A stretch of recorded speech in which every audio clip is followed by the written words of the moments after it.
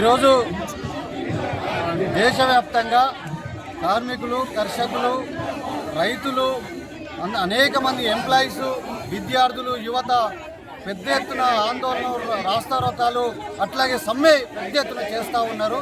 దీనికి Telangana private teachers, lecturers federation తరఫున ఈ మద్దతు సంపూర్ణంగా తెలియజేస్తూ ఉన్నాం.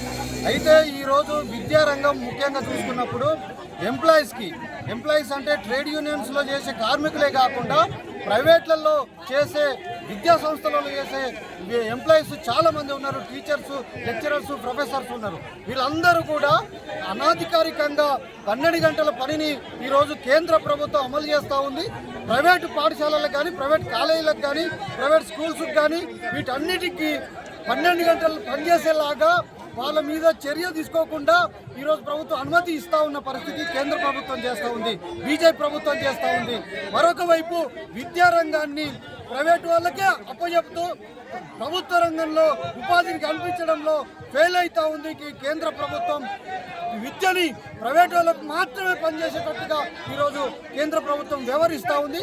దానికి ఒత్తాసుగా రాష్ట్ర ప్రభుత్వాలు కూడా విద్యను ప్రైవేటీకరణ కోసమే చూస్తూ ఉన్నారు. ప్రైవేట్ సంస్థలు పెంచుతూ ఉన్నారు. దాని ఫలితంగా ప్రైవేట్లో పనిచేసే ఎంప్లాయీస్, టీచర్స్ ఎక్కువ దోపిడీ గురవుతూ ఉన్నారు. వీటన్నిటిని కూడా పరిష్కరించాలంటే ఈ లేబర్ కోర్సు రద్దు చేయాలి. అలాగే జీతాలు పట్టణాలలో పనిచేసే ఎంప్లాయీస్ అందరికీ కూడా మినిమం 35,000 ఇవ్వాలని చెప్పేసి టీపీటీఎల్ఎఫ్ డిమాండ్ చేస్తూ ఉంది. ఈ సమ్మెకు మద్దతు తెలియజేస్తూ ఉంది. విద్యారంగాన్ని కాపాడాలని చెప్పి విద్యారంగంలో ఆశాయీకరణను పెంచుతున్నారు, అంటే మతోన్మాదం పెంచుతున్నారు. మతోన్మాదం ఉండే వ్యక్తులని ఈరోజు యూనివర్సిటీలలో, సెంట్రల్ యూనివర్సిటీలలో హెడ్ ఆఫ్ ది డిపార్ట్మెంట్లుగా చేసి మొత్తం వాళ్ళ వ్యక్తులు తప్పితే మిగతా టాలెంట్ ఉన్న, ప్రతిభ ఉన్న ఇట్లాంటి వాళ్ళని తీసుకోవట్లేదు. కాబట్టి ఇట్లాంటి విధానాలను వ్యతిరేకిస్తూ దేశవ్యాప్తంగా అనేక మంది ఫైట్ చేస్తున్న దానికి మద్దతుగా టీపీటీఎల్ఎఫ్ కూడా పోరాటంలో పాల్గొంటూ ఈ సమ్మెని సక్సెస్ చేయాలని చెప్పేసి అందరినీ కోరడం జరుగుతూ ఉంది.